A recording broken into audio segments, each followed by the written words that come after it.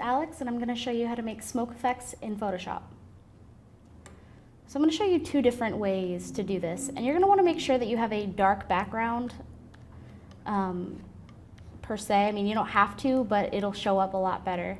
And then you just go to your paintbrush and you pick white, and then make your brush however big you want. It helps to have a softer brush because it just makes it easier to A, draw it, and B, soften it. So, and I have my, I'm going to go ahead and just do a little doodle here of some smoke.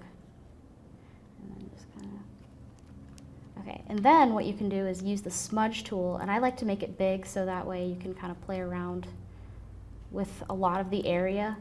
So I'm just going to go ahead and poof that up. And so people do it differently. The way I like to do it is to treat the smoke like clouds. And I'm going to stretch this out a little bit. Okay, and then what I'm going to do is I can burn some stuff. I'm going to use the burn tool. And you hold this down and get to burn tool. And select highlights because white is really tricky to burn. And I'm going to use a soft brush, and I'll just go ahead and burn some of this.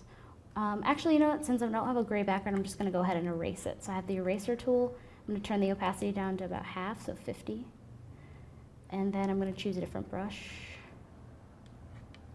And then I'm just going to start erasing around, and I'm actually going to turn the opacity down even more.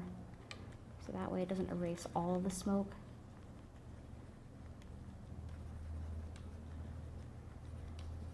And just erase a bunch so you get that kind of smoky look.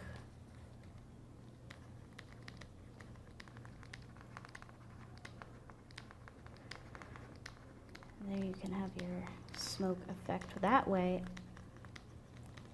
And you know, play around with the shape because smoke is kind of one of those ribbony sort of substances that kind of moves with air. So it helps to kind of have a shape as I've erased. And so there's a bit of smoke just as an example.